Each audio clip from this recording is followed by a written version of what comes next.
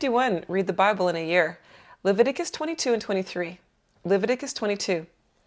The Lord spoke to Moses, saying, Tell Aaron and his sons to separate themselves from the holy things of the children of Israel, which they make holy to me, and that they may not profane my holy name.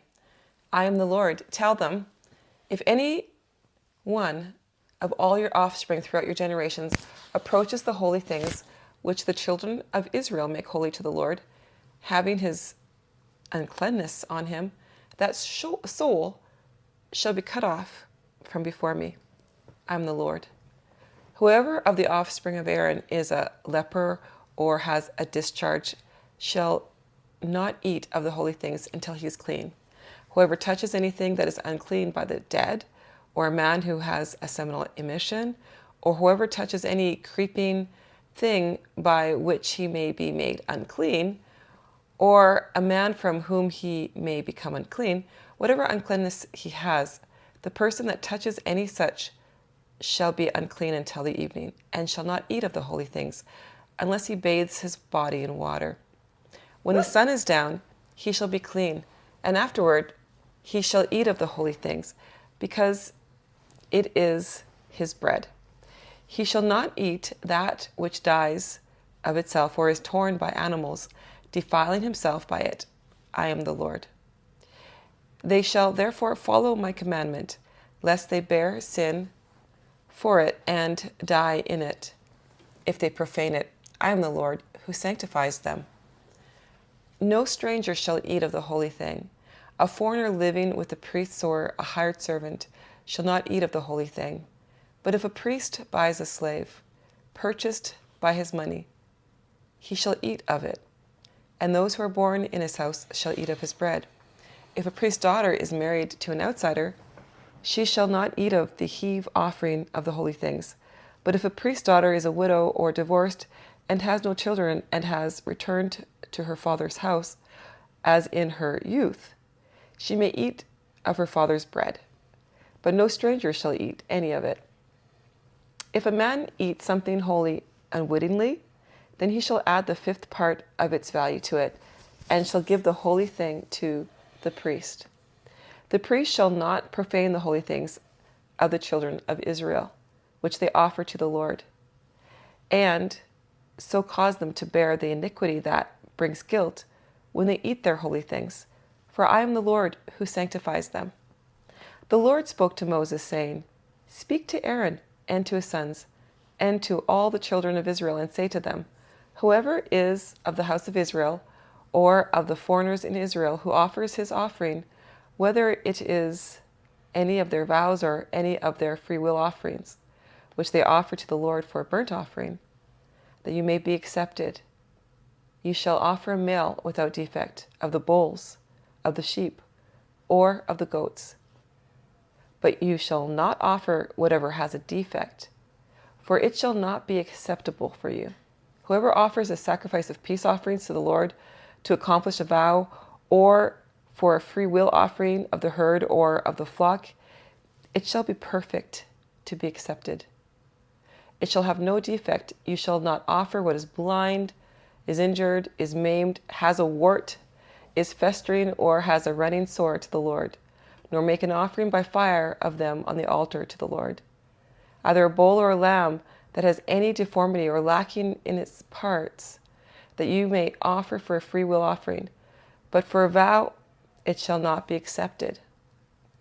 You must not offer to the Lord that which has its testicles bruised, crushed, broken, or cut. You must not do this in your land. You must not offer any of these as the bread of your God from the hand of a foreigner, because their corruption is in them. There is a defect in them. They shall not be accepted for you. The Lord spoke to Moses, saying, When a bull, a sheep, or a goat is born, it shall remain 7 days with its mother. From the 8th day on, it shall be accepted for the offering of an offering made by fire to the Lord. Whether it is a cow or you shall not kill it, and its young, both in 1 day. When you sacrifice a sacrifice of thanksgiving to the Lord, you shall sacrifice it so that you may be accepted. It shall be eaten on the same day. You shall leave none of it until the morning. I am the Lord. Therefore, you shall keep my commandments and do them. I am the Lord. You shall not profane my holy name, but I will be made holy among the children of Israel. I am the Lord who makes you holy, who brought you out of the land of Egypt to be your God. I am the Lord. Leviticus chapter 23. The Lord spoke to Moses, saying, Tell the children of Israel and tell them the set feasts of the Lord, which you shall proclaim to be holy convocations. Even these are my set feasts. 6 days shall work be done, but on the seventh day is a Sabbath of solemn rest, a holy convocation. You shall do no kind of work. It is a Sabbath to the Lord in all your dwellings. These are the set feasts of the Lord, even holy convocations, which you shall proclaim in their appointed season. In the first month, on the 14th day of the month in the evening, is the Lord's Passover. On the 15th day of the same month is the feast of unleavened bread to the Lord. 7 days you shall eat unleavened bread. In the first day you shall have a holy convocation. You shall do no regular work, but you shall offer an offering made by fire to the Lord 7 days. In the seventh day is a holy convocation. You shall do no regular work. The Lord spoke to Moses, saying, Speak to the children of Israel and tell them, when you have come into the land which I give you, you shall reap its harvest. You shall bring the sheaf of the first fruits of your harvest to the priest. He shall wave the sheaf before the Lord to be accepted for you. On the next day, after the Sabbath, the priest shall wave it on that day. When you wave the sheaf, you shall offer a male lamb without defect, a year old, for a burnt offering to the Lord. The meal offering with it shall be 2/10 of an ephah of fine flour mixed with oil, an offering made by fire to the Lord for a pleasant aroma. And the drink offering with it shall be of wine, the 4th part of a hin. You must not eat bread or roasted grain or fresh grain until this same day, until you have brought the offering of your God. This is a statute forever throughout your generations in all your dwellings. You shall count from the next day after the Sabbath, from the day that you brought the sheaf of the wave offering, even 7 Sabbaths shall be completed. The next day after the 7th Sabbath, you shall count 50 days, and you shall offer a new meal offering to the Lord. You shall bring out of your habitations 2 loaves of bread for a wave offering made of 2/10 of an ephah of fine flour. They shall be baked with yeast, for the first fruits to the Lord. You shall present with the bread 7 lambs without defect, a year old, 1 young bull, and 2 rams. They shall be a burnt offering to the Lord, with their meal offering and their drink offerings, even offering made by fire, a sweet aroma to the Lord. You shall offer 1 male goat for a sin offering, and 2 male lambs, a year old, for a sacrifice of peace offerings. The priest shall wave them with the bread of the first fruits for a wave offering before the Lord, with the 2 lambs. They shall be holy to the Lord for the priest. You shall make proclamation on the same day that there shall be a holy convocation. To you, you shall do no regular work. This is a statute forever in all your dwellings, throughout your generations. When you reap the harvest of your land, you must not wholly reap into the corners of your field. You must not gather the gleanings of your harvest. You must leave them for the poor and for the foreigner. I am the Lord your God.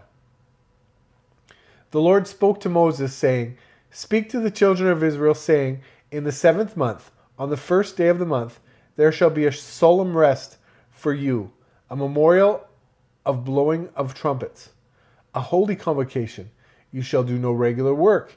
You shall offer an offering made by fire to the Lord. The Lord spoke to Moses, saying, However, on the 10th day of the 7th month is the day of atonement. It shall be a holy convocation to you. You shall afflict yourselves, and you shall offer an offering made by fire to the Lord. You shall do no kind of work on the same day, for it is a day of atonement, to make atonement for you before the Lord your God. For whoever it is who shall not deny himself in that same day shall be cut off from his people. Whoever does any kind of work in that same day, I will destroy that person from among his people. You shall do no kind of work. It is a statute forever throughout your generations in all your dwellings. It shall be a Sabbath and solemn rest for you, and you shall deny yourselves. In the 9th day of the month, at evening, from evening to evening, you shall keep your Sabbath. The Lord spoke to Moses, saying, Speak to the children of Israel, and say, on the 15th day of the 7th month is the feast of booths, for 7 days to the Lord. On the first day shall be a holy convocation. You shall do no regular work. 7 days you shall offer an offering made by fire to the Lord. On the 8th day shall be a holy convocation to you.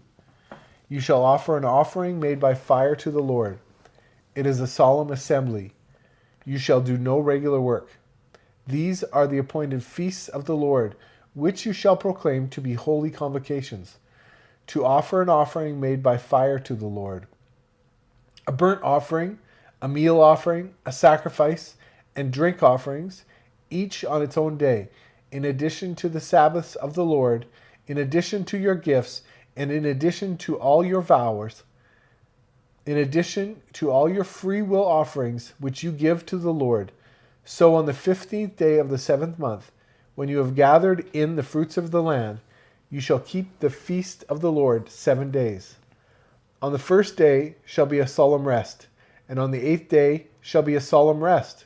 You shall take on the first day of the fruit of majestic trees, branches of palm trees, and boughs of thick trees, and willows of the brook, and you shall rejoice before the Lord your God. 7 days. You shall keep it as a feast to the Lord 7 days in a year. It is a statute forever throughout your generations. You shall keep it in the 7th month. You shall dwell in temporary shelters for 7 days.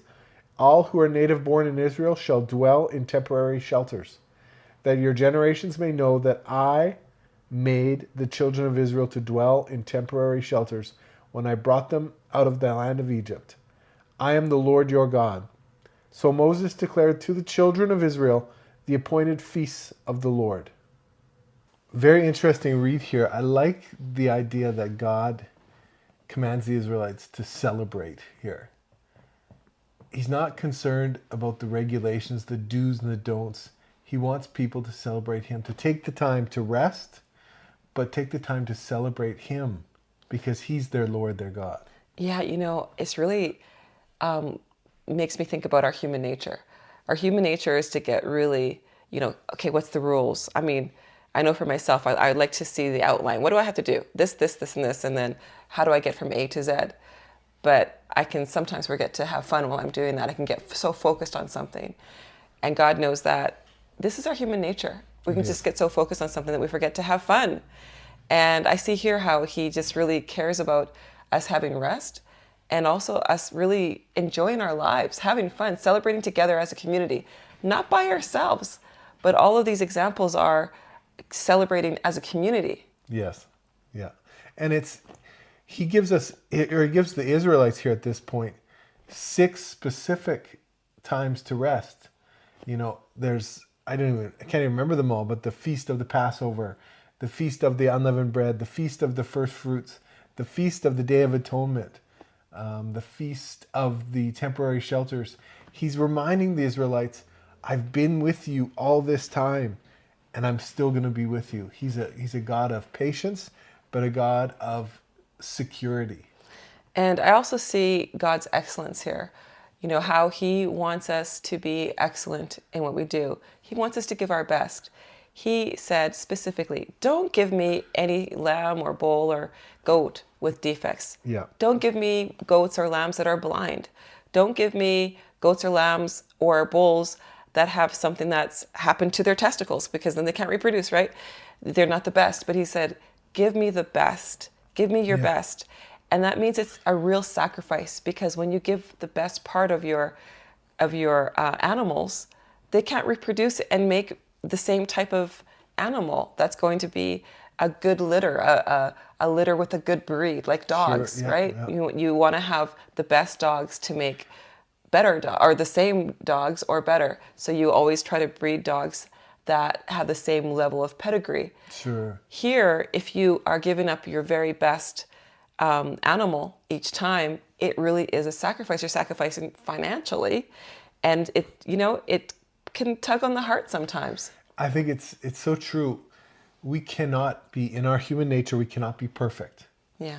But everything we can do when it comes to our relationship with God and with each other, we can do it with excellence. Yeah. And that's, I think, what God is calling us. Be excellent in everything you do. Give the best that you can. Mm-hmm. And it will be rewarded. God will take care of you.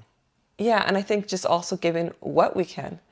Not everybody can afford a bowl, or there was always something that was, if you can't afford a lamb, then give 2 doves, or give 2 turtle doves, right? Sure, yeah. Give what you can, but what you give, it just needs to be a sacrifice. Mm-hmm. Whether it's great or small, it needs to be a sacrifice. And I can see how in our lives it's the same. God calls us to give what we can, not to compare ourselves to the people around us. Look what they're doing. Look what that person's doing. Yes. But just to look at, what can I do? How can I serve the people around me? How can I please God with my thoughts, with my heart, with my reaction to things, with the words that come out of my mouth, with how I treat people? How can I please God with that? I can just do what I can do without comparing myself to other people. Yeah, it's true. One last point that I really thought was so neat is God commands the Israelites not to cut corners. And growing up, I always thought cutting corners means doing things kind of lazily or not to the full extent. But in this case, God is saying, don't cut the corners of your fields, because they're set aside to protect the poor and the needy and those less fortunate.